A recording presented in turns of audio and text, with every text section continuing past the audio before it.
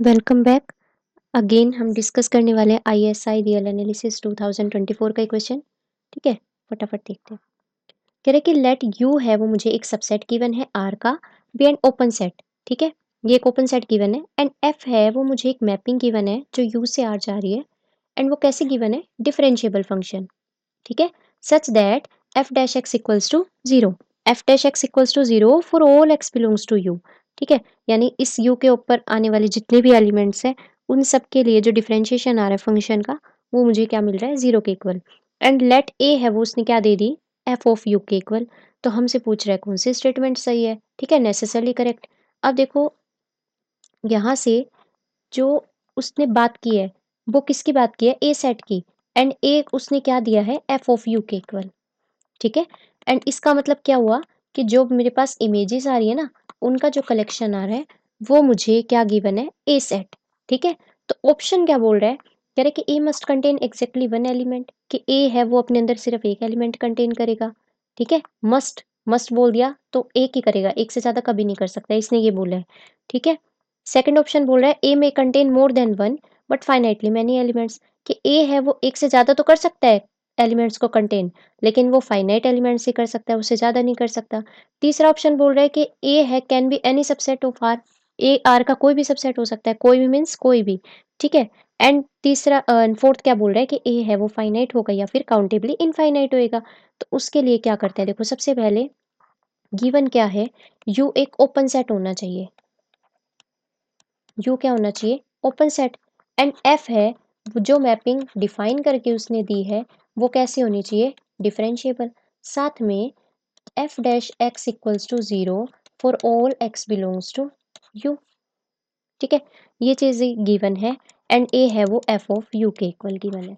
ठीक है, मैं यहाँ से क्या करती हूँ, एक सेट लेती हूँ ओपन सेट। कैसा, मैंने यू डिफाइन किया zero one union two three. ठीक है, ये डिफाइन किया। अब ये ओपन होगा, है ना, क्यों, क्योंकि ये भी ओपन है, ये भी ओपन है एंड हमें पता है union of two open sets is always open. तो ये ओपन सेट हो गया, तो इसका मतलब ये सेट कंसिडर कर किया जा सकता है। यहाँ से एक मैपिंग डिफाइन करी, zero one union two three, जो कहाँ तक जा रही है, आर तक। अब ये मैपिंग मुझे इस तरीके से डिफाइन करनी है कि एक तो डिफरेंशिएबल हो, साथ में f dash x equals to zero i for all x belongs to U. तो मैं यहाँ से क्या करती हूँ, मैपिंग डिफाइन करती हूँ, f x equals to one when x belongs to zero one and two when x belongs to two three. ठीक है, ये एक मैपिंग क्या कर ली, डिफाइन कर ली। ठीक है, यहाँ से देखते हैं कि क्या ये स्टेटमेंट को फुलफिल कर रहा है। तो स्टेटमेंट के अकॉर्डिंग क्या होना चाहिए था कि एफ है वो डिफरेंशिएबल होनी चाहिए थी। तो ये डिफरेंशिएबल है ना, क्योंकि डिसजॉइंट ओपन इंटरवल्स के ऊपर लग रही है। तो ये क्या कर रही है, कॉन्टिन्यूटी एंड डिफरेंशिएबिलिटी दोनों कंडीशन सेटिस्फाई कर रही है। ठीक है, साथ में एफ डैश एक्स जब हम कैलकुलेट करते हैं तो वो मुझे क्या मिलता है, जीरो के equal for all x belongs to zero one union two three. ठीक है, तो ये स्टेटमेंट तो हमारी फुलफिल कर रहे हैं। ठीक है, तो यहाँ से अब मुझे क्या चाहिए, ए चाहिए। एंड ए क्या था, इमेजेस का कलेक्शन था। तो इमेजेस क्या आई है इसकी, इस सेट की इमेजेस क्या आई है, वन एंड टू। तो इसका मतलब इस सेट के अंदर सिर्फ वन और टू आएगा। ठीक है, तो यहाँ पे अब मुझे इसके अंदर कितने मिल गए एलिमेंट्स, टू एलिमेंट्स, यानी ए की कार्डिनलिटी क्या हो गई, टू। तो अब स्टेटमेंट के जो हमारी फर्स्ट स्टेटमेंट बोल रही है ऑप्शन की, वो क्या बोल रही है कि A must contain exactly one element, कि ए है वो एग्जैक्टली एक एलिमेंट ही कंटेन करेगा। तो ये तो गलत कर दिया हमने, है ना। तो इसका मतलब ये ऑप्शन क्या हो गया, गलत। अब चलते हैं सेकंड पे। कह रहे कि ए है वो एक से ज्यादा कर सकता है लेकिन फाइनाइटली करेगा, तो उसके लिए भी करते हैं। उसके लिए हम दो चीजें यूज करेंगे। फर्स्ट क्या यूज करेंगे, arbitrary collection of disjoint open intervals is countable, is countable। ठीक है, एंड सेकंड चीज यूज करेंगे क्या, कि arbitrary union of open intervals या ओपन सेट इज ओपन। ठीक है, ये दो चीजों का यूज करेंगे। तो देखो फर्स्ट जो है वो स्टेटमेंट हमारी क्या बोल रही है कि जो भी मेरे पास क्या होगा, arbitrary collection, disjoint open intervals का जो भी आर्बिट्रेरी कलेक्शन होगा, यानी कितने भी हम अपनी मर्जी से open intervals, disjoint open intervals कितने भी अपनी मर्जी से कलेक्ट कर ले, वो कलेक्शन हमेशा काउंटेबल एलिमेंट्स ही कंटेन करेगा।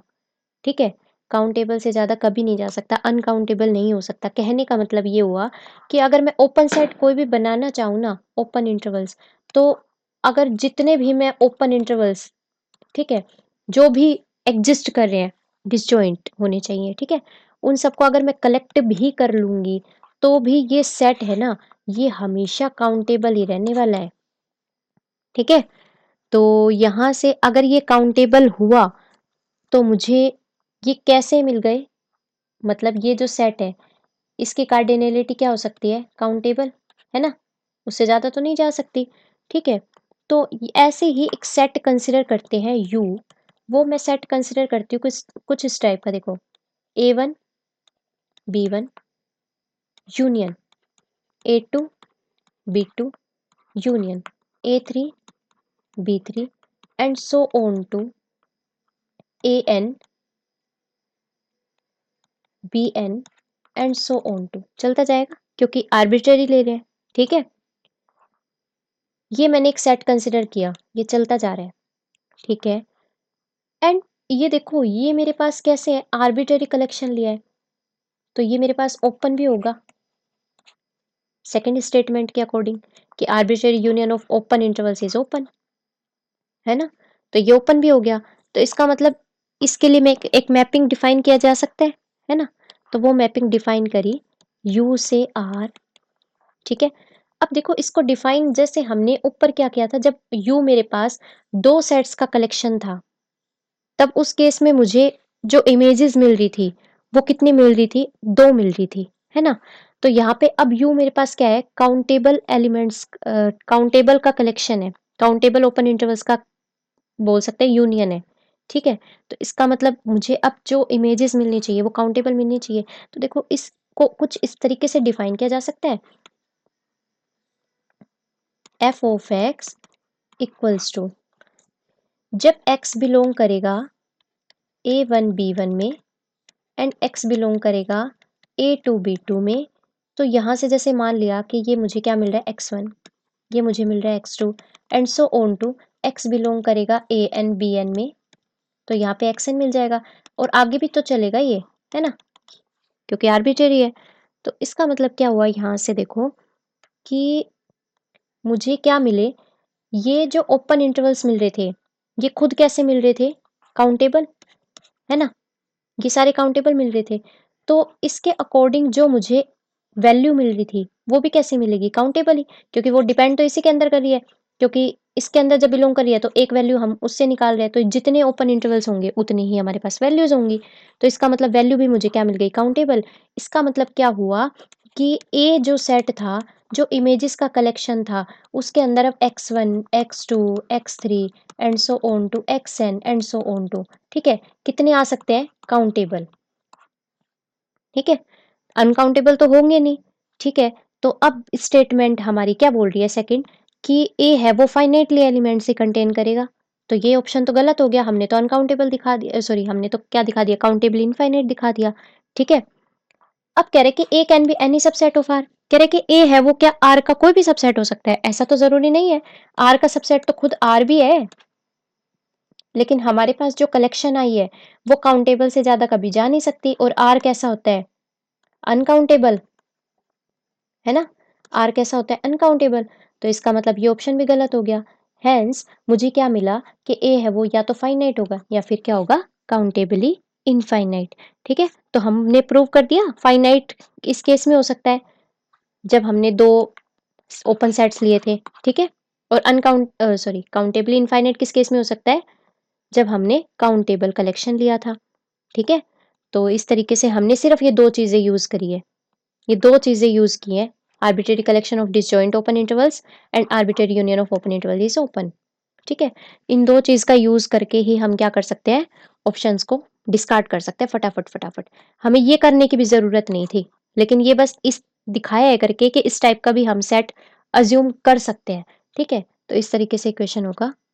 आई होप आपको अच्छे से समझ में आया होगा। Thank you very much.